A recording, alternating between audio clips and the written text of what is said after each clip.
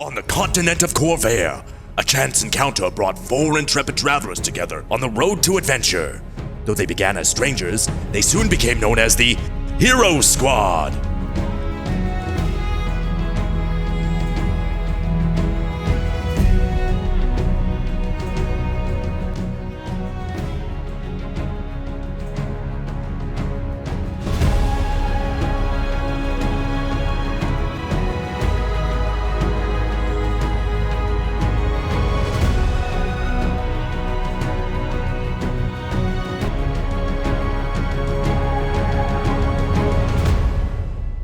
Picking up where we last left off. So, all of you, including Cressida and Brittany, were shepherded aboard the ship belonging to Lordrum. Behind you, as you ascend into the sky, heading back towards the mainland, there are several other ships all following. It's like a fleet of probably, we'll say 10 airships, all heading towards the mainland. Okay. So, Lordrum turns to y'all and basically says, well, we've got a little bit of time before we make it to landfall. If there's anything you want to ask about, now's the time, because things have gotten... Are we intending to land at Whispering Rock? No, not at the rock. No, definitely not. No, at the edges of, we're calling it the MUCK now. The spreading from the center of the Whispering Rock. That's the way we can call it. Is it safe to even walk on it? Could you please explain why there's a dragon out here? Yeah, that's a good first question, actually. The dragon appeared a few days ago.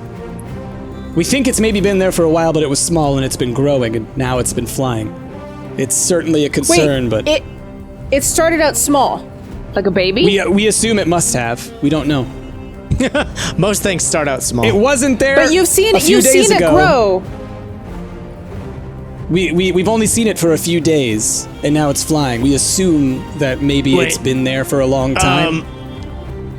Should we find out if the cheesema under the water is safe? What if it's the egg that was supposed to be safe underwater? Well, that might be something important to check on later, but right now we've got more pressing matters. Okay. The MUCK is spreading. What is your intention to do out here? Are we taking on the dragon? What are we doing? Well, we're going to head to the front lines and do what we can in order to help the people there who are being besieged by the MUCK. Isn't the closest town the town that we were dropped off at, near the Whispering Rock? Do you mean Askelios? Yes. Askelios. We're not I don't know why Stratholm popped in my head. We are not headed to Askelios. We are headed closer towards Stormhome. What if we... Okay. Wait, but the fish people, what if we got their help to, take on the front lines, and then we could also find out about the cheese. Well, we've reached out to every source that we've had. I guess I should get you caught up on what's currently going on, so you kind of understand the scope of what's happening.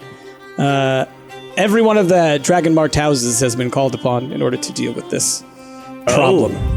And so, as would be of interest, and he kind of looks around, and it's all just y'all. There's no other attendants or anything else with y'all. It's just y'all with Lordrum. Private discussion. As you would probably find interesting, House Farlan has taken the lead when it comes to these relief efforts. Anyway, and so, all of the houses have been called upon in order to do what they can to either help refugees escape from these dangerous zones, put up walls and water barriers in order to push back and keep the MUCK from moving forward, and warriors to fight on the front lines while the constructors build what they can to keep it at bay. What are they fighting? What are we up against on the front lines? All manner of creatures have been coming out of what used to be the wood. It seems that they're mutating, and other creatures seem to have appeared out of nowhere. The entire environment is changing, and it seems that the world is catching up in weird and unexpected ways.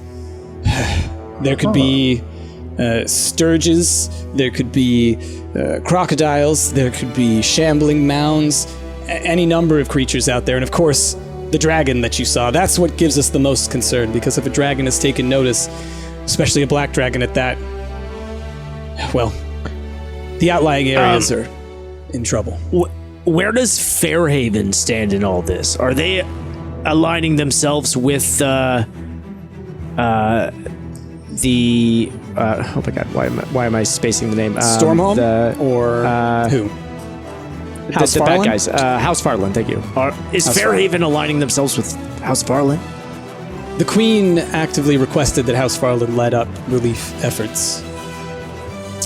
You know, they've been mostly closed off since you were last there, and they've maintained that level of security. But while we work here on the north, trying to shore up this side and allow for refugees to escape, they are currently constructing a water wall in the south east.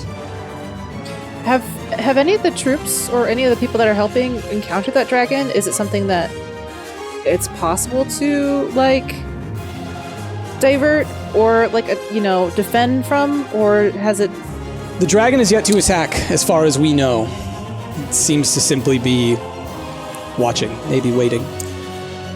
And I guess this may be, I assume no one has, but has anyone gone as far as the Whispering Rock Inn?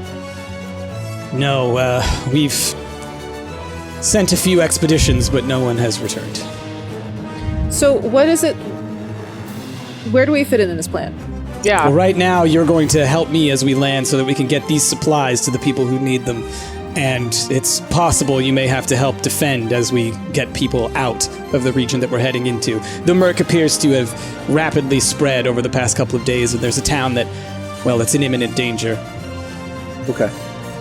How as many far of as those the ground people itself, are that's fans? changing. Well, then you might have to put on a show, Whitney. No, I don't have to put on a show. I'm just curious. So are we sending them supplies or are you evacuating them? Both. For the people who are on the ground, who are maintaining their position, who are keeping the murk at bay, and who are building the walls, we bring supplies. For those who are trying to escape, we take them back to Stormhome. Gotcha. Yeah. Has the ground itself physically changed here? I've heard that like the waters become acidic and the ground becomes mush. Is that what this is going to be? Yeah, it appears as though the forest is sort of becoming a swamp, almost. It's mucky. The murk is not something you want to spend too much time in. It is acidic. It will corrode you as you travel deeper into it, and we don't know what it's like as you get closer to the center. But clearly that black dragon seems to think that it's worth protecting or hovering around. I have a question. Anyway, yes. How long until we get to this place? As long as it takes to finish exposition. But also, Fantastic. we should be there within half a day. Oh, good. That's half a day's rest. Yes, if you need to rest, I would do so now. That is a good point. We probably should get some shut-eye. It's been a while, so maybe you wake us up once we get there. Sure, we can do that. Yeah, you of course, you probably want rest. You've been busy straight through. The world doesn't slow down, does it? It No. does not. Tragically. All right, does anyone else have any thank other you. questions for Lordrum? Or anyone else? Ravo is with you as well. Marakai is not. She stayed behind. Yeah. I'm trying to recall in the Hall of Mirrors. Did House Farlan get their hands on the particular item that they were attempting to get there? You I don't wouldn't think- know. I don't think so. know. I thought Okay, that's because why we were there to stop them. we were, and I just couldn't really recall because we all escaped so quickly. Anyway, okay. Never mind. I would say that when you went, things got out of hand, and so you had to escape. So you don't know really what happened there after you left. Cool. Well, I guess, Lordrum, if you could brief us on what we need to do when we arrive so we could rest and then be completely jump to the ready when we get there. Indeed, when we get there, I will have you speak to Afki, who is sort of organizing this regional cleanup effort, and she can give you whatever orders need to be made. I'll be honest, I mostly wanted you to come because I have a feeling that, well, there's more that you're going to need to do, and I don't think staying behind in Stormhome is going to be conducive to that. Perhaps Offkey will have something for you. Is Ravo also with us, or did Ravo stay behind? Yeah, Ravo's with us. Yeah. Okay. All right. Then you guys head out. I think I'm good. You guys want to do any? Do you guys want to do any conferring or anything before, or do you guys just want to sleep and move to the next day? I'm fine sleeping to the next day. Want to allow you the space to do so. Well. Also, isn't Offkey the librarian? Am I going crazy on remembering that name? No, I remember that name too. I'm looking for it. Offkey was definitely the librarian. It's a common name though. Different Offkey. Yeah. Oh, it's like Offkey and Staven are the really popular names. Okay, I just wanted to mention real quick. This is totally off topic. Well, on topic, off topic. In a playthrough that I saw of Rogue Legacy 2, one of the characters' name was Staven, and I was like, Did you lose it? I did a little bit. All right, Staven exists within Rogue Legacy 2. That's my son. Okay. Never speak to me or my son ever again. Never speak to me or my Staven again, or my Staven again, or my Staven again. All the Stavens. A line of Stavens behind I think I'll rest as well. All right, so everybody's gonna rest. Brittany grabs a bottle of wine, chugs it, and then goes to sleep. Nice. Beautiful. All right. Ash, you awaken in a dream world. No, I'm kidding. I was like, dream time. Wouldn't be a surprise. No. So yeah, y'all wake up and you kind of a few minutes before you land, Lordran or someone, like an attendant, someone comes knocks on your door, says, "Oh, we landed soon," So yeah, you're pulling into this little village right on the coast of the northern shores. All right. So by the Scion Sound is what I think it's called, is where the river meets the sea at that part of the continent. Got it. So you're kind of right there, just beyond that, so that you're inland, closer to where the forest would be, where the Grey Woods are, I believe they're called. And that's the same river that we once took a casino boat up. Is that correct? Yes, correct. Yeah. You have a good memory, Atlas. You guys have spent a lot of time in this very small region of Eberron. Yes. You're pulling in, and what you see, it's kind of like a bivouacked kind of town, like a makeshift town. So it's lots of quickly thrown together log wall kind of thing with little cabins here and there, lots of tents kind of thrown up everywhere. Clearly, this is a makeshift town. This was not a town a few weeks ago. This was just thrown together. Additionally, because you're coming in, from the sky, you're kind of looking over the railing and seeing what you see. A few, let's say half of a mile from where this little town is, you see a bunch of spires kind of set up all around. They're clearly, some are in mid-construction. They've got log scaffolding around them, and you see people kind of on them slowly putting these structures up. And you can actually see further off in the distance where a couple of these spires are actually connected, and you see kind of lightning arcing between orbs at the top of them. And for all those spires that are connected, you actually see water raining down between those. Interesting. Between the lightning, right? And so you can kind of see it water flooding from those points and kind of pouring out towards the murk. You guys are at a place where clearly they're still setting up all the spires on this region.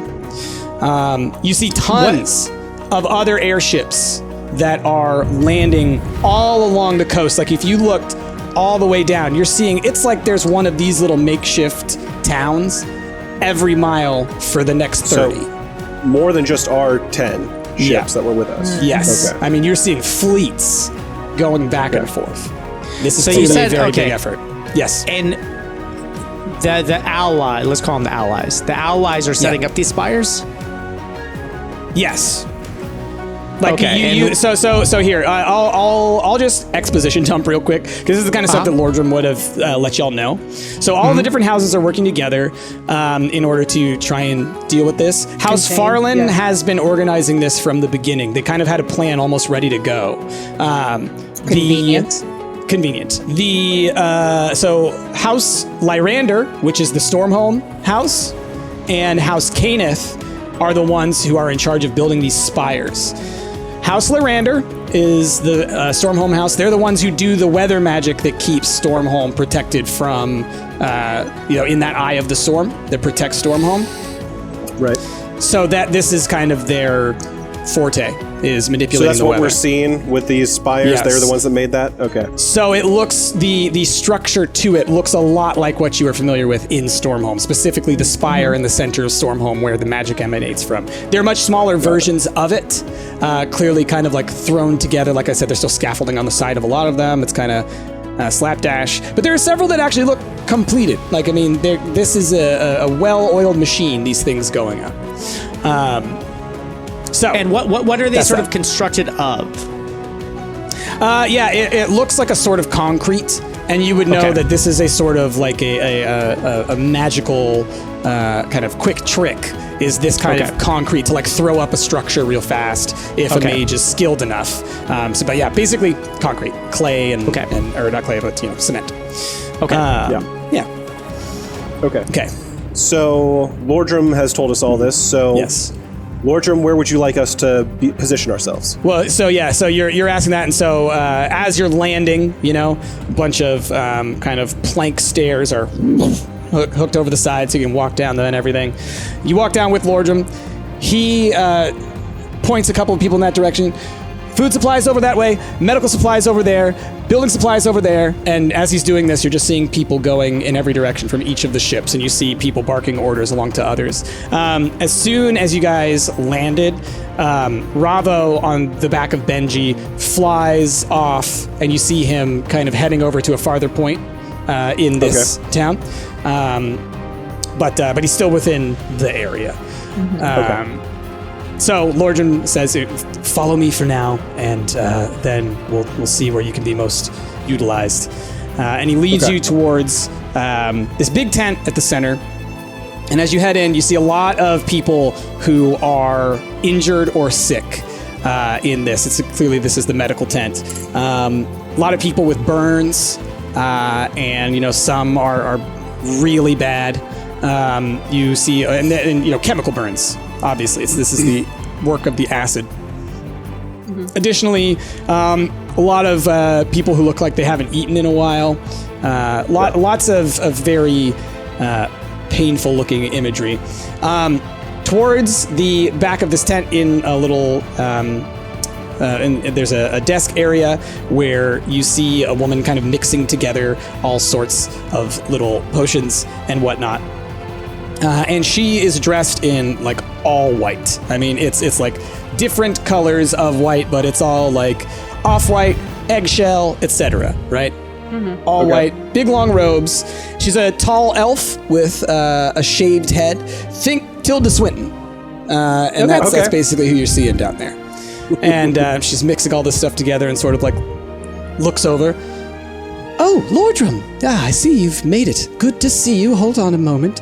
And she's mixing all this stuff together and brings it over and hands it to one of the people who is sitting there not looking so great. They take a sip from it and they kind of lay back down and fall asleep. And then she comes over. "So, Lordrum, I see you've come with the supplies. Who are these folks?" "Oh, I'm Atlas." Rhaegar, hello. Pleased to meet you. Brittany. Christina, are you off key? Indeed I am. Seems like one of you actually knows something. That's good. So... Wait. Does that mean that the rest of us don't know anything? Is that like a backhanded sort of compliment? What is that? Brittany like tugs on Rhaegar's shirt. It's like, not now. Lordrum, are these the ones you spoke of? Because I'm not going to lie, this is, I don't know if this is going to work. Lordrum spoke of us? Compliments, I hope. You look like the physical form of the word cacophony. Does that make sense? Have you heard of the Hero Squad? What? We've never called ourselves that. People called us that. Yeah, People called us if that. anything, we've done a lot of great things. I mean, the Whispering Rock? I mean, wouldn't take ownership of that, Atlas. You're responsible for this? I mean, no. I mean, We're yeah, responsible for it not being worse than it currently is. Could have been a lot worse if we weren't there. Lordrum, these are your people. These are the ones that you told me about. Offkey, if you don't want our help, we can leave, certainly. No, we'll use all there are hands that we definitely can get. places I would rather be than here in this. Look, I don't mean to come off as judgmental. I don't want to be sending anyone off to their deaths again. I just don't love doing it, and it keeps happening because I'm told that people are more capable than they are. So, let's start slow, shall we? Good news for you. I'm pretty sure we can't die. What? Hold on, are you immortal? That would change things. You don't- What? We might be. I mean, don't like, we've been look through some immortal. pretty harrowing experiences. Nary a scratch. Rhaegar. She kind of like holds her hand out like this, and it looks like she's about to like cast some magic, but then she just sort of like puts her hand on your shoulder, Rhaegar, and kind of pushes you out of the way. I like her. She's good. Lordrum, I will speak to you. Take them to the front line and hold off whatever is coming for as long as you can while they get to work on that broken tower. We'll see how that goes. That should be something that you can handle, I think. You should be fine. Nothing usually happens. Sometimes it does, but you should be fine. That's what I've been saying every time we do something. All right, I'm down. Alice is just A-okay, just ready to go, huh? Nothing usually happens, but sometimes it does.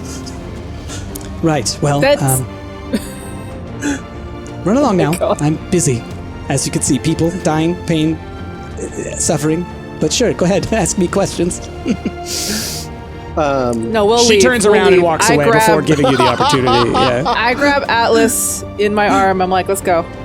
All right. All right. So Lordrum takes you to the edge of the tent, and he kind of like points you in the direction. He says, "Head out that way. There will be someone there who will meet you, and I'll be here. Sorry about that. She's." This is very Offkey. stressful. It's understandable. Yeah, she's seen a lot of her people die. To understand. Anyway, we're just happy to help, You understand. Lordrum. You've been helping us a whole lot, so anything that we can do. Wonderful. Yes, please. Just go do that. Okay. Then he walks back into the So I assume the broken tower is fairly obvious. Yeah, I mean it's right there. It's clearly like that's the thing that this little area that you're in is tasked with, is building that one broken tower. You see a lot of people, all around it. It looks like part of it fell over at some point, so they've had to kind of readjust. You see all around the tower, people, putting up the scaffoldings and whatnot.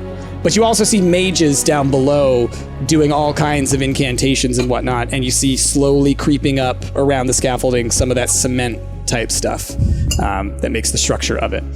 So they're actively building it right then. Additionally, you see several mages kind of in front of that tower who are just tasked with pouring water like all around the area in front of them. It's like a pool, just like a stagnant pool kind of spreading out. I guess not stagnant because it's spreading, but just a pool that's kind of like getting a little bit bigger and bigger and kind of rippling out across a flat surface. So you see that kind of building at the base of it. The exact opposite of like what you would want if you're making a foundation. Right. And so that's what you see? Yes. Rhaegar. Real quick, so I noticed that we got off the boat at the ship near the Grey Wood in the Scion Sound, which Near that. it seems Yeah. near right. It seems like that's probably 120 miles from the actual Whispering Rock.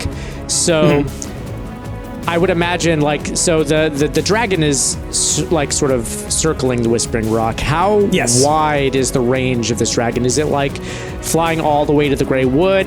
Have the allies pushed towards the Whispering Rock. Can we sort of get an idea of how far out this sort of bivouac goes into the Grey Wood towards the Whispering Rock? So where you're at, it does not go far from where you are. Like I said, it's like about like a half a mile where you're building the spire. The Merc would be, you know, the Merc line would be like a couple of miles further from that, but really not that far. The dragon, like I said, they've only just started seeing it recently. And the Whispering Rock, because of the nature of the how it destroyed pretty much everything around it in terms of like woods and whatnot. It's the kind of thing you can kind of see it in the distance, the Whispering Rock itself. So it's like a clear plane in the Merc? It's just pretty like a clear much. plane? I mean, pretty much. It's pretty much like 100 miles of Merc all the way to the Whispering Rock. Okay. Yes, and there's like masses where there used to be like vegetation, right? It just looks like a mass, kind of. Still kind of a forest, maybe. You can't quite tell, but doesn't look quite the way it's supposed to. But then, the dragon has been circling all around the kind of Merc region, never coming close enough to seem to have gotten to contact with people, but clearly exploring its territory as far as it sees. That makes sense. Yeah. Okay. So, as you are approaching the front here, you hear an alarm sound. Bells are jingling from the tower. You see someone up there. Merc inbound! Merc inbound! And they're like just jingling this bell, and then you hear a horn off in the distance. And a whole bunch of people start rushing in the direction that you guys are headed. Rhaegar, that sounds bad. I guess we should hurry too. Yeah, let's go. All right. Y'all run forward and need to roll some initiatives. Ooh. I'll go with my clear die. Come on, clear die. All right, I'm going with the die that failed me earlier. 20. Nat 20? Nat 20. That's the first nat 20. Wow, good way to start. Good way to start. Yeah. Rick? I have 13. So, okay, Anna got 13. 13. Wait, can I add my initiative to a natural one? Yeah.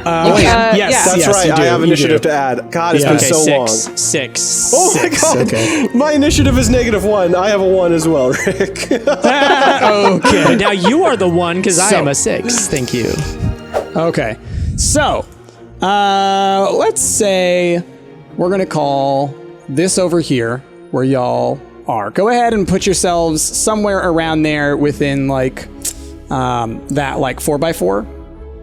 And if you want is the front sort of down to the lower right of us, or where's the front? Yes, the front would be down to the lower right of you. Okay. So imagine that like that path, and all these like trees and things like that. Like I said, masses of vegetation. Like they have decayed and turned into essentially like a compost pile. That's what all this looks like. Okay. So that was over a tree here, that just sort of sunk. Basically. And so over here, it's still, like, you can still see some leaves and you can still see some stuff. So it's clear that this area is only now barely being affected. Further, just like you can see, like within sight, you can see areas where it's just full sludge. So it's like, it's a very steep gradient of like destruction. Okay. Now, you hear a buzzing sound. And off in the distance, you see these little insects. And off, now they are tiny, but there's a lot of them. Yeah, that's a lot. A whole heck of a lot of them. Ooh, wow. I don't And like they it. are coming for you. Holy crap, that's too Okay. Now, we will start with Christina. Okay. You see all these things, they're rushing at you now. Here's what you've seen before, just to give you like a little bit of info, right? You saw another guy run out there, he had his sword ready, and these things rushed at him. 2 or 3 of them come at him. He bats one away, it explodes, right? But another one lands on his shoulder, and boom, big little like needle beak thing, mosquito proboscis, right into the shoulder, and you can just see it's just like undulating. And he's like smashing at it, trying to get off him, and another one lands on his back. One of his friends comes over and smashes those things, smashes that one, and then goes back, and they're batting at him. And there's a whole bunch of them coming right at y'all. All right, go ahead. And so those other guys, are they past these guys? The guys that we see fighting them? No, they're like to your left and right. I mean, imagine that you are seeing the same battle that you're having, and it's happening across, football fields. Okay. All right. Yeah. This is one section of it. Got it. So you are one section of essentially a spread out like phalanx kind of thing. And all right, so I'm remembering the 3D dice thing. I'm not anyone else that just wants to roll physical dice. That's fine. I may try rolling the 3D dice just to see how it looks. All right, I'm gonna do something dangerous, but if it works out, it's gonna be great. Okay. Great. I'm gonna move here. That's 30, so I got 5, 10, 15, Ooh, 20. that's fine. Okay.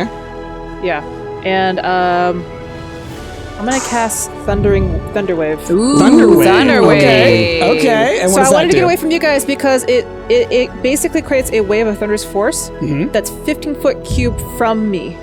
15-foot cube. Okay. Yeah, and so basically, if it succeeds, each creature takes a 2d8 thunder damage and is pushed 10 feet away. Okay. But I'm going to cast it at level 2, so the damage is increased by a 1d8. Okay. So, ha. Ooh, that's actually really good. Plus my attack bonus is 6.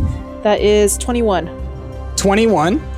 Damage? And that happens to every one of these ones that you just hit? Well, I rolled 21. What's the damage? See. Yeah. Let's see. On successful save, the creature takes half as much damage. Okay. Okay, but what's the damage? Oh, Yeah. so since I'm going to do it, it's going to be 2d8. It's actually going to be 3d8. Okay. You want to roll for it? So I'm rolling at second or level 2. So I just rolled. Okay. What? The What'd you- 21? I'm sorry. I'm going. Yeah, tell me the crazy. damage, yeah. Yeah. So let's do 6. Ooh, 7. 4, 6, 7, 4. 17 plus 8. What's that? I'm really bad at math right now. 25. 6, 7, 25. Yeah. 6, 7, and 4 though was your thing, so that's 17 total. Yeah, plus 8. Okay. Oh, And so plus that happens to every single one of them? Within that 15 feet? Okay, cool. So, yeah, a whole bunch of them just explode. All around you, the ones that were in that cube, you let out that thunderous wave, and they all just, popped. Well, that And it's 15 was feet. convenient. Yeah, it's 15 feet. So there's one also too. that little one right that there. one too. Yeah. So, as you did that, when they exploded, the blood within all of these giant mosquitoes called sturges just rains down upon you.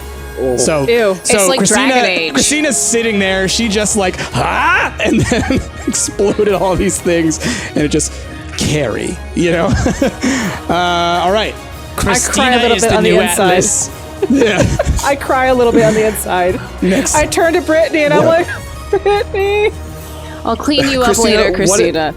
What is that move called that you just did? Thunderwave. Thunderwave. That sounds like an Atlas move. It does. Yeah, Yeah, and but- Atlas is like, I need that. I need it. Can you I take. I take. All right, so Enna Yeah. or Brittany, what would you like to do? Okay. There's I'm 4 of these guys gonna- left. Okay, 1,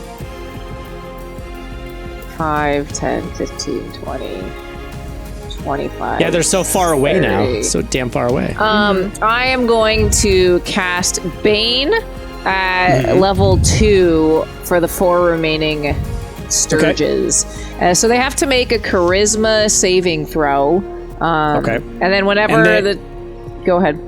It's a 3x3? Is it like what's the area? No, on that? I just can choose 3 targets of my choice, Oh, but I'm okay. casting it at level 2 so I can target an Choose 4? additional creature. Yeah. Gotcha. Okay. So And what's they Bane have do? to Bane. Basically, what Bane do is whenever a target that fails a saving throw when they make an attack roll or a saving throw before the spell ends, the target must roll a d4 and subtract that number rolled from the attack roll or saving throw. Nice. Okay. Gotcha. Okay. And they So have they to have been pass a baned. 15. Got it. Okay. So, next up, it would be their turn. So, this one right here rushes over and attacks Christina. Give me a second.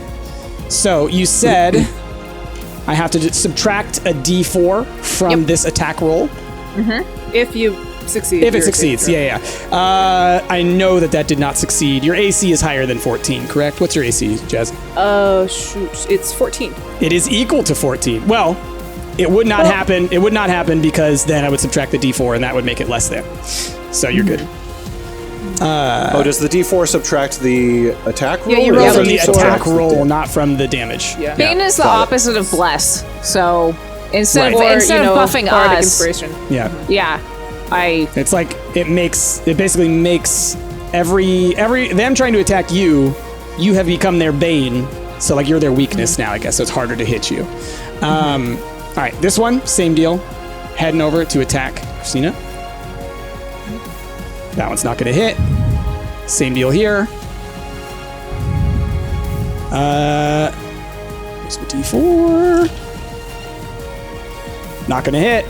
Okay, so they're trying to attack you, but yeah, they've been banned, so they're slowed. Like they're just enough speed on those ones that like as they're trying to attack you, you're seeing it before it happens. You're like, nope, sorry, dude, not today. Just dodging them, easy peasy. This last guy heads up this way because he's coming around to hit you as well, but a tentacle of sorts reaches out from the mass of foliage there. Oh, no. A tendril, if you will, and snatches that thing right out of the air and this is sucks it fine. back in. This is fine. Let's not go And near then- the tendril. It starts to rustle, Oh, no. Oh. and there before God, you what is see this?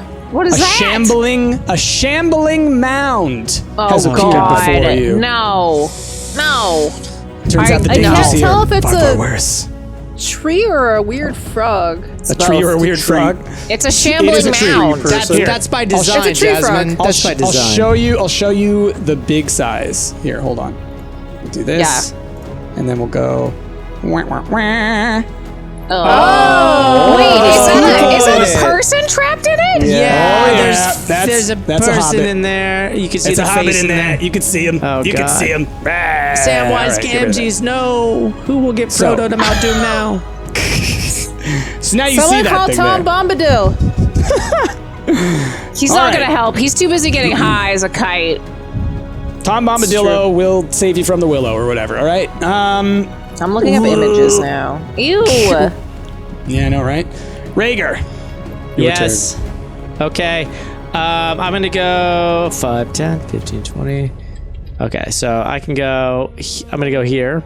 Okay. And I am going to do a sneak attack on this little bugger right next to Jasmine. Okay. And so let's roll my attack first. That is 16. Okay. Yeah, you hit. And okay, so that's going to be I'm going to attack with my rapier, which is 1d8 plus 5, and then plus my sneak attack is 4d6. Okay. So a lot of damage coming here.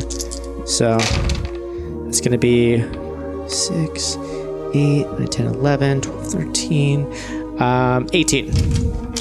It explodes. All right. I Blood exploded a everywhere. bug. Strangely Okay, enough, the great. blood only on Christina. Why? It's because I was attacking in this direction. You went in that and direction? I look at Rager mournfully. You're like, All right. Atlas. Okay. I am going to move here. And then I'd like to cast Moonbeam, right? Man, how do you ping again? Can There's I like ping? you can draw. You can should be able draw. to draw Yeah. with the square thing. So it's like draw shape or freehand. So I'd like to cast Moonbeam there. Okay. And what's the area of effect on that? Because it's size, right? It is. So it's a 5-foot radius. So essentially, Yeah. yes, I'll draw again. Everything in it's- there. Yeah. Okay. That's what I thought. Okay. Gotcha. Okay. And so a silvery beam of pale light shines down in a 5-foot radius, 40-foot high cylinder centered on the point within until a spell ends. It has a duration of 1 minute. When a creature enters the spell area for the first time on a turn, or it starts its turn there, it is engulfed in a ghostly flame that causes a searing pain, and it must make a Constitution saving throw. It takes 2d10 radiant damage on a failed save, and what's half that much damage on a successful one. And what's your save? What's the save? The DC on the save? Well, where would I see that? That's up top. Yeah. Is that my top bar? spell? Is that my spell save DC? Yeah. Yeah. That's 13. I think so. 13? Well, no, because the spell would have said if it was any higher. It would have said they have to surpass a check of X. But if it just says of a DC, then yeah, it's yours. So it says a Constitution saving throw. So is that my Constitution? So what's your then? Constitution DC then? My Constitution. No, they have to save their own Constitution. I think the spell save is. The spell So that'd be save is 13. your spell save DC. So, yeah. so the spell save is your spell save Yeah. DC. So that's what I was asking. Yes. Yeah. So it should be 13. So 13. Okay. Well, I guess then what's the difference? This is like semantics, but then what is a Constitution saving throw? Why does it matter? Wouldn't it just say saving throw? Like, what is this Constitution? It matters because that's what the they creature have to uses save against. Constitution, Yeah. so they'll get their bonus. So if they have a high Constitution, then they're going to do better on Constitution saves. If they have a low Dexterity, they're going to do low on Dex saves, that kind of thing. Okay. So I get to add the Constitution modifier to this roll. Okay. Got it. So Got it. the bug that's there explodes. This time, no blood. It's in Moonbeam. It should fry. Yeah, exactly. That one just disintegrates. So no. Okay. No more blood on blood. Christina. Thank you. I love how It's just dust. It's the Just Moonbeam! dust. It doesn't even make sense. All right, can I get rid of that? There we go. Okay. However, the shambling mound does not seem affected by your moonbeam. Shrugs it off. Yeah, it like the moonbeam hits and it just kind of goes like. Someone's got a high Constitution. Well, even if he made a saving throw, he would still take damage. This is more like immunity to radiant or something like that. So the shambling mound moves forward. Don't know. And No. it strikes at Atlas. I'll take it. So let's see. Be a meat shield, Atlas. And what is your AC? It's high. Yeah, it's high. It's 18. 18. Okay. So it smashes two tendrils against you. And it actually, you can see, like, it's trying to grab onto your shield with its tendrils. But it can't quite get them. So it's like pulling, and it just kind of like releases a little bit as it's yanking at you like that. And then it continues to move like that. Okay. Next up would be Christina. Oh. All right. Well, I'm going to take a slice at this bug. The last bug. One bug that's in front of me. Okay. Let's get rid of it. All right. So that is a +6 to attack. Ooh, that's actually really good. That is 19. 19. Okay. Roll some damage. And then I do a 1d6 +3. That's a 6. Nicely done. And it explodes. No! And the blood goes all over Rhaegar. Fair. We high five like wet, gross. Wet, gross blood. Squishy Guys high kinda five. Stick together a little bit. It takes a minute for us to get unattached. Wipe it on myself. Yeah. No like- more honey hands, okay? None. All right. And you're up. All right. Is a shambling mound considered a humanoid? No. Okay. I was just Alright, checking. okay. Just checking. I'm gonna cast blindness/deafness on the Well, hold on. First, I'm gonna I'm moving back. Does it have ears? I don't know. Does it have eyes? I'm gonna cast. I mean, I don't think so. It's got other people's eyes. Yeah, I guess I'll blind that. No, I'm gonna cast blindness and deafness on it. Okay. That's fudge. It's a Constitution saving throw of 15. Okay. You're casting it? Yeah, I'm casting it. All right. Nothing happens. Okay, well. It literally it doesn't even seem like it shrugged it off. It seems like unaffected. It had no eyes or what you did ears. had no bearing on its existence. I frown and Brittany curses under her breath. All right. Rhaegar.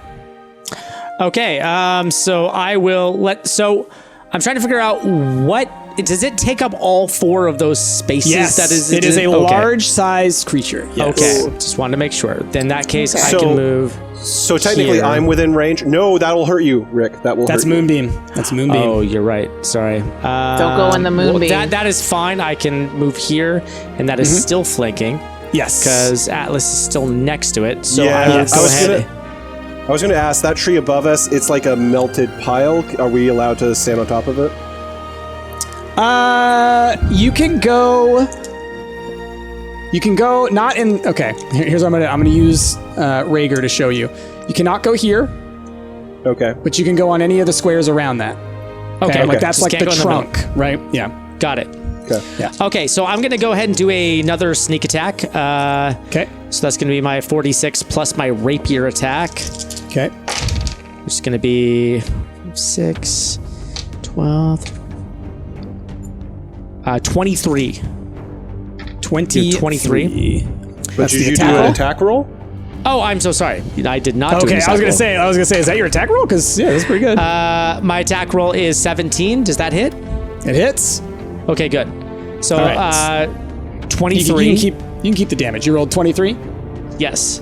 hit points worth of damage. Okay. 23 hit points. And then I would also like to use my cunning action, which allows me to use a bonus action to either dash, disengage, or hide. And I'm going to Okay. disengage and just move back 1 spot.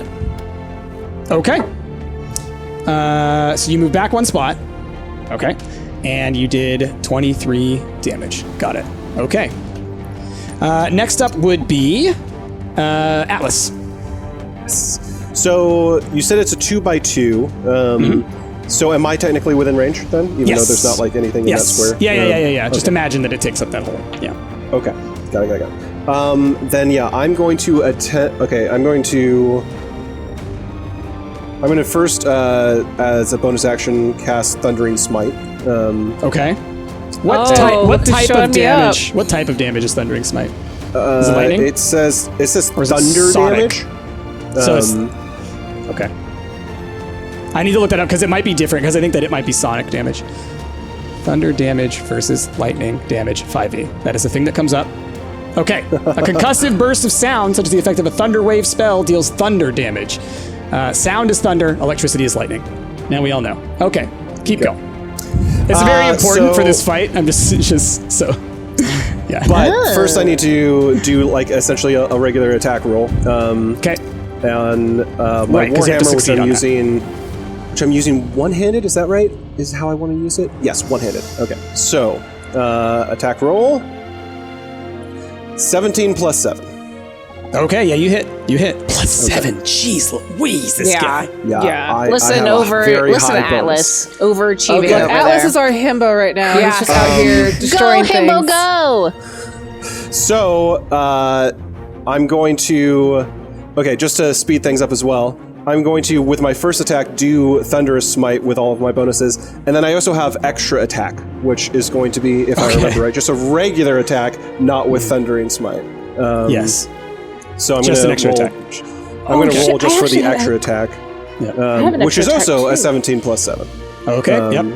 It's gonna be a big hit. So- It's been so long. Yes. I need to remember how to do this. So it's going to be 2 d8s. Let me see what I can do here. There's d8. There's d8. So then it's going to be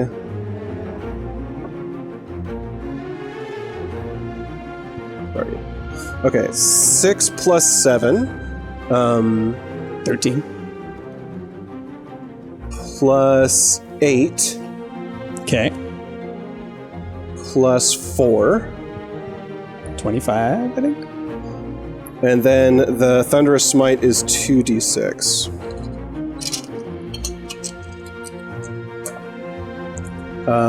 So plus 6 to whatever that was. So you had plus 6, you had a plus 8.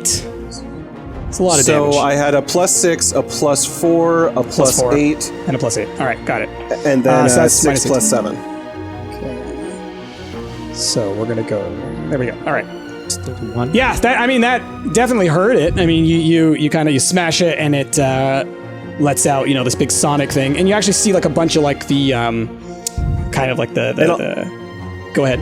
I'll mention the 6 damage at the very end there. That was the additional thunder damage, if that is important. The additional thunder damage was at the end. That's like the last thing that happened. Yeah. So the Thunderous Smite, if it's successful, it deals the extra 2d6 thunder damage.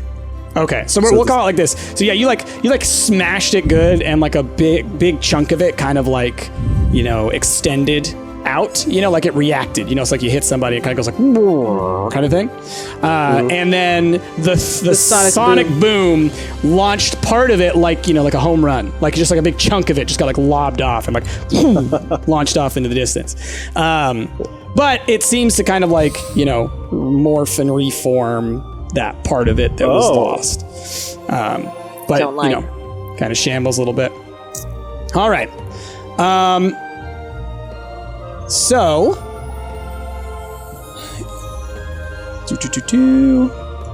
Anybody got fire? Right. I was going to say. So the moonbeam continues to be there, and it like kind of glances off the side of the shambling mound. Rhaegar. Yes. What's your AC? My AC is 16. Okay. So yeah, two of its like tendrils kind of launch out towards you, right? So you're far away. You thought you were a safe distance. One of them comes out, and you see it coming, and you duck it, and you're like, "Oh man, that was close." But another tendril slams down on top of you. Before it does damage. Hold on. Before you use something. Yeah. I do have Uncanny Dodge, which allows me to, when an attacker that you can see hits you with an attack, you can use reaction to have the attack's damage against me. To half it? Yes. And what do you have to do? What do you have to do it for that? It says I can use a reaction. And then do you have a reaction? So you only have a certain number of those. I think you only have one. And then per fight. Okay. On top of that, I want to cast Cutting Words. So So I roll a d8. It's like reverse bardic inspiration, and subtract the number from the creature's roll. So let's see. I guess, do you have to roll first? That's what I'm going to check real quick. Okay. Because I'm looking up this move. So what was it called again? Cutting Words. Cutting Words. Okay. Distract you. Okay, so you're going to expend a bardic inspiration, and you're going to use your reaction, and let's see, die, and subtract the number rolled from the creature's roll. So from the attack roll, or from the damage roll? From the damage roll, because it already hit him. Yeah. Okay. So I roll. What do I roll? A bardic inspiration die. So is that a D6 or a D4? It's a D8. At least let me double check that. Hold on. I wrote it down. Yeah, because I thought it was like a D6 that you could get. Bardic Inspiration is a D8 after like 5th level, I think. Oh, so okay. So you level up. Okay. Yeah. Got it. Okay. Then. Okay. So. You take 6 damage. And I halved it, and I took off the other stuff, so. Sweet. 6 damage to Rhaegar. 6 damage. All right, 6 damage. I can deal with that. You can handle it. All right. So, moving on to Christina. We need fire, and I have no fire. I got no matches. I ain't got no matches. I can maybe do fire next time. Can you do fire? Like, what can you do fire? Do you have, like, Sacred Flame? I have a bunch of different kinds of smite, and one of my smites does do fire. Okay. Could I, like, work with Atlas to do, like, a double attack with him? I think you can What do do you you can do a thing that, like, is what? It is like buffing me or, like, something like that, but... You can I don't think aid, you can- which you can add to like the attack roll or something like that for a Yeah, spell. I have, like, a bardic inspiration for him. Okay. I guess I'm just... Huh? I just want to, if anybody has like knowledge, maybe roll a knowledge roll before you attack with fire. Just saying. Someone's using a little bit of table knowledge there, and I don't like it. I don't appreciate that. All right. OC! Someone might get cast into a shadow realm for that one. That's why I'm saying do a roll for it, just to see if you know. That's all I'm saying. Would it be a nature roll since it's shambling? It's kind of vegetation. You can try and roll that. Yeah. Okay, so let's do that. Ooh, nope, I know nothing. I rolled a 1. It's a giant veggie monster and it's gross. Okay, I guess I'm just going to, let's see, can I go to round this thing? 1, 2, 3, 4. Somebody 5. Googled Okay. what a shambling mound is. I'm gonna go here. Okay. I can go around that way. And I'm gonna attack it. I'm gonna do 2 attacks. Okay. But the first one's gonna be a defensive flourish. So let me attack first. What'd you get? 6, that is 12. That's not gonna work. Nope. Alright, I'm gonna do one more attack because I have an extra attack. Okay. Oh, that one definitely did it. What was it? That is 20. Okay. Yep. I'll hit. Alright, and then I'm gonna do a defensive flourish. So since I am So a real bard quick, in the College of Swords. Do you get to make that decision after you make the roll? Because you said it for the first one. So I'm just curious, is that something that you get to choose after I get to making an expend attack a roll? bardic inspiration. Okay, cool. Then you can do it whenever. Yeah, it's just in a bardic inspiration. So basically what I can do is I can use a bardic inspiration to cause the weapon damage to deal extra damage to the target. Okay. The damage equals the number of bardic inspiration die, and then you add that to your AC on the next turn. Oh, so you're going to gain an AC bonus from this. Yeah. And the amount of damage you do is the number of die. So like you can expend a die and you just add 1. But then that also adds So to your it's AC. basically, I attack, so I do the normal attack, plus I do the bardic inspiration, so it's a 1d8. So whatever that is, I do extra damage based on the 1d8, and then I add that same die roll to my AC next Right. turn. I thought it said the number of die, not the number that you roll. You roll it. You actually roll the dice. The number you roll on the bardic inspiration Okay. die. Okay. So Cool. my Got it. bardic Got it. inspiration is a 1d8 Yes. now. 1d8. So, So cool. Yeah. So Go let's ahead. see. Roll the damage and So roll that. okay, so it is a 1d6, correct? Yeah, 1d6. Let's see. Ooh, actually, okay, that's great. That's 8, and that's 12. I did 12. 12 damage. Okay. So yeah, And then I have 4 to my AC next turn. Okay, so we'll so we'll say that you do that damage, and you take like a little chunk off him again, and like the piece that you hit, it's almost like it folds forward like a little side of bark, and it actually like falls like right in between you and the thing. It's like that's now like blocking between you. So that's like the AC that you gained was just like a Okay. piece of it blocking itself from you. Has Sweet. fallen off. Okay, Anna. I'm gonna cast Bane on it Okay. because that's all I can really do. So it has to, once again, it has to make a charisma saving throw of higher than 15. Okay, hold on a second. Boop, boop, boop, boop. Looking at stuff. And so you're casting Bane. Okay. I'm Charisma casting saving Bane. throw. Higher than what? 15. That it did not. Okay. Sweet. It's Baned now. So now, once Right. again, on attack rolls, Remind you me have what to. that does. That's the thing where Price has to roll a d4 and subtract the number rolled from attack rolls and saving throws. Got it. Okay. All right. Let's see. Do you have to like maintain that? It is a concentration, yes. Okay. Got it. Yeah. All right. So next up would be Rhaegar. Okay, same as the last. I'm gonna go ahead and move on up do my sneak attack again. So we've got up. Let me roll my attack first. Don't forget that. 16.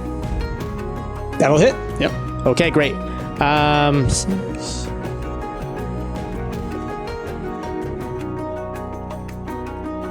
Plus 20. Do 20 damage. Woo! Damn. Good one. And then I'm going to once again use my cunning action to disengage. This time I'm going to move behind Atlas. Good tactic. I mean, fair. Yeah. Yeah. Speaking of which, Save Atlas, me! Save me! what's your... Go, meat shield, go! Okay, so I'm going to attempt to do my 2 attacks again, but this time I'm also going to use my bonus action. Instead of doing Thunderous Smite, I'm going to do Searing Smite. Searing Smite, okay. So that's just a bonus action. I do Searing Smite first, but... you have to make the attack roll first, right? I have to make the attack roll first. So I'm going to roll for my 2 attacks. Okay. So first is going to be 9 plus 7. That's your attack roll? Yeah, so 9. 16 for my... 16? Okay. That'll hit. And then second is only going to be a 9 total. Nope. Okay. So for the first attack, we'll say that one gets the Searing Strike. Okay. So that's going to be 1d8. It's important that I hear the breakdown of damage here. So only rolled a 1 on my 1d8. That's going to be 1 plus 4, 5. Plus 2 from dueling, 7. And then I'm casting Searing Smite as a level 2 smell, so it does spell. Smell. A number 2 smell. Oh, no. Oh, no. So it does... Don't do that. 2 I cast Prestidigitation, so it doesn't smell like a number 2 smell. It does 2d6 fire damage. Okay. So that's going to be 9 total fire damage. And then at the start of each turn until the spell ends, the target must make a Constitution saving throw. On a failed save, it takes 2d6 fire damage again. Okay. But it does take this initial 9 damage of fire damage immediately. Yeah. I mean, yes and no, as in no, it doesn't. Right. So what? So you do some damage. You hit it, and the flames, surround your hammer. It's looking like the same move. You're like, it worked the first time. Let's do it again. Knock him out of the park. Boom! And right as it hits, and then the flames kind of contact the shambling mount, the fire sort of snuffs out and just kind of turns to smoke. But it looks like it got a little bit hit, but it is definitely not burning, and there is no fire left to be seen. The fire, you'd think it'd take some fire damage, y'all. It's made of plants. I think it's too wet. I think it's just sopping wet. All right, so It's got that whap. It is not bloody yet. what's your AC again? Mine? Atlas? Yeah. 18. Okay. This is not the type of creature that you can really tell if it's blooded. If it's bloodied. It's smaller than it was before. Okay. So, Atlas. Yes. It's mad at you. Yeah. Real mad. And so what is it with the Bane that I have to do? I have to roll a D8 or D4? You have to roll Anna. a Constitution. Oh, sorry, the Bane. That's right. What? I'm sorry. I was laughing at myself still. Do I roll a D4? Yeah, for it's the Bane? D4. Yep, D4. Okay. Yep. Let me just double check. Okay. So. Give me a second. Couple of these. Okay.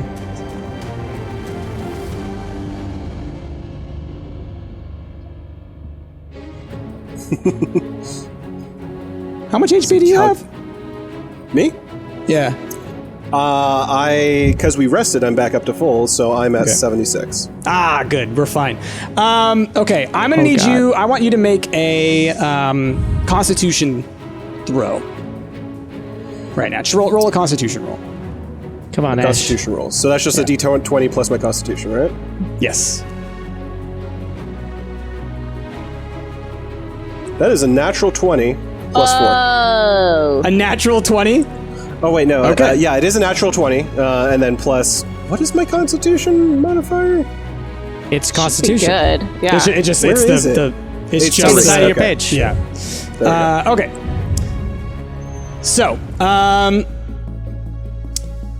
the You're the good shambling guys. mound. I like you. You're the good Well, one. wasn't that good. So the shambling horror, it reaches out, and Rhaegar went and hid behind you. Shambling horror really didn't seem to care what it was going after, and so 2 giant tendrils come out and wham wham, and they hit you hard. They hit you hard for 27 points of damage. And they wrap around you and lift you into the air. Oh, no. And they are slowly pulling you inside the shambling horror. Fly away, baby Okay. bird, fly away. Is he being moved into his beam of death? Yeah, I You are would be being pulled moved into that beam. Into the You know what? I mean, yeah, make a saving throw. Okay, so... Maybe you should show it. It's the mirror. Maybe it will rethink its actions. Yeah, it grabbed him 13 by the plus mirror. 3, 16 on my saving throw, which... All right, so I think you get beats the it, right? half, or you are unaffected. So I'd imagine what happens is you're getting pulled into the beam, and you know exactly what's about to happen. So you put your mirror shield above your head as you're getting pulled into this thing. I mean, that's fair. I might do that. But yeah, on a successful throw, I still take half. So take half. Okay. Let's see here. Let me use the bad dice in the hopes that they roll badly. Yeah. Let's see here. I would just take just 1 d10. So Watch it roll a 10. a 3. I take Okay. 3 damage. All right. So Atlas is now being consumed by this thing, and you all are watching this happen. He's like, So- help! So I'm guessing there's tendrils that's holding him, correct? Mm-hmm. So I can actually. Is it my turn? Sure. I mean, it is your turn. I want It want is. to basically slice the tendrils that are holding him. Okay, so you're trying to to attack a specific spot. Yeah, Okay. I'm attacking whatever is holding Atlas. So All right, and you're there, so you're within reach to try and do that. okay, let's see. God, this is so hard to do. How many tendrils are holding him? Is it just one? Well, 2, it right? started with 2, but more of them are starting to form around him. I mean, it's trying to get its whole body around Atlas, basically. Okay, so. Okay, so 11 plus 6 is 17. 17. Okay, yeah, that'll hit. All right, and I'm also going to do a flourish with that, so I'm going to do a D8. Okay. I got 8. Yes. So I did a slashing flourish. Okay. Basically, expend a bardic inspiration to deal extra damage to the target. Okay. And basically, any creature of choice you see within 5 feet of me. So Okay. any extra tendrils that are out, I'm doing 8 damage on top of that. So. Well, those aren't extra. That's the same creature, so I mean, it's not like it's. Okay, then it's going to do 8 damage to the creature itself, Okay. like extra damage. Yeah. So what's the total damage? Yeah. So, let's see. It's a plus 3, 8. It's going to be 16. 16. Okay. And then I'm going to do one more attack Oh, okay. because I have extra attack. Oh, nat 20. Nice. You can do a crit, right? So I think did we Yeah, say so crits is max plus, or did we say it's a double roll? I think we said it's max No, it's a plus. max plus. Yeah. So you get max damage without modifiers. So just like the max on the dice. Plus you get to roll the dice. Plus you get all your modifiers. Yeah. So it's a 9 plus 6. It's a 15. 15. Okay. Yeah. Yeah, so I mean, yeah, you deftly do like this spinning flourish cut move, and you slice those tendrils, and Atlas falls to the ground. The tendril's still kind of fighting at him, but every now and then like one of them realizes like, all right, I'm dead, and then falls over, right? It's like it's like reflex kind of stuff happening. And Atlas just like, Anna. If I fall out of him, am I still in that square, or have I passed him? Did you tumble away? Here, you fell that way. You fell 5 feet away. Just because that square is still technically it does him. matter. It does matter. Yeah. Okay. So, Anna. Okay, so I'm gonna cast Vicious Mockery on the shambling mound. So it has to. Why do you insult a tree? I love it. Yeah, it's a dumb tree. Look at it. It's like that tree didn't even attack the most important person on this field, which is me. This is what you're saying. Like, you're literally saying this to it right now. Okay. Yes, I am. So it has to succeed a wisdom saving throw of greater than 15. Greater than 15. Yeah. I like how you're out back behind us. Yeah. It succeeds? It does not succeed. Oh, okay, good. Okay. I do. Okay. So it has disadvantage on its next attack roll as well. And it takes damage, and right? I do 2 points of damage. Nice. Woo! So, like, imagine, like, the shambling mound is, like, you just cut off its tendrils, and it was, like, angrily, like, like doing this almost, like, expression of just, like, rah! And then as soon as Brittany starts insulting it, it kind of, like, just cowers, just, like, a little bit. You almost feel like you hear, like, a whimpering noise, but it's a massive plants. This picture of, here's the three of us fighting this thing. Brittany's hiding behind a bush. Insulting. Basically just Yelling insulting insults. it. Yeah. Oh, man. Like, you smell bad. What you got? All right, I'm going to go sneak attack again. So 5, 10, this will be 15, 20, You could 25. go right under me, technically, Rager, and that is technically corner of him. It is also within reach, yeah. Because it's that corner, yeah. Well, too bad. I already Get moved that- up this get that- one. This is You're where I already, am. you're already there. Get that All right, flanking bonus, Rhaegar. All right, so we're going to do a attack roll, which is, oh yeah, baby. That's 18 plus. That is 25 right there. That'll so that's hit. definitely going to hit. And once again, sneak attack. All right, this is going to be 4, 5, 7 is, 12, 16, 2 plus 5, 27. Oh my god. Right. Oh my god. Rager, describe Yes. how you murder this thing. All right. So I have my rapier, and I go in for the sneak attack, and I do 4 slashes to it. 1, 2, 3, 4, and then I cock back and just stab my rapier into it and sort of tear upwards. And as you do that, rapier. it's got a sharp edge on it. So you do that. You got your stabby stabs, your slashes, and it kind of like whips itself around to strike at you. And as it does that, it falls into a bunch of pieces, roughly where you made all of those cuts. It just like falls to a mass on the ground. Little bits of it kind of slither away off into the distance, but it is dissipated. Inchworms. The shambling mound has been defeated. You win. You've succeeded in the combat today. You won a D&D.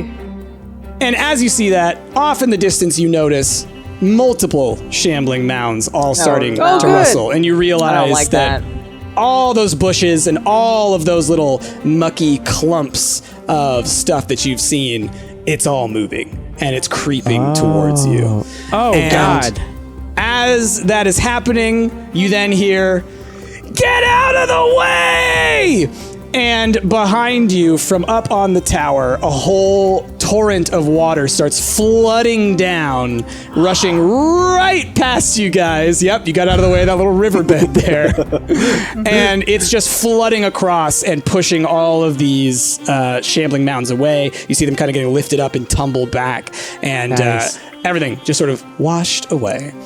And that's It's like the end of the Two Towers when the tree ants come running in. Kind of like that, yeah. And so with that, let's end our session here, and we'll pick up next time. This episode of Hero Squad has been brought to you in huge part thanks to the generous contributions of these incredible people over at patreon.com. If you guys want to add your name to the list, gain some amazing rewards, and help us out in the process, click that link down below. Thanks for your continued support, and we'll catch you guys next time.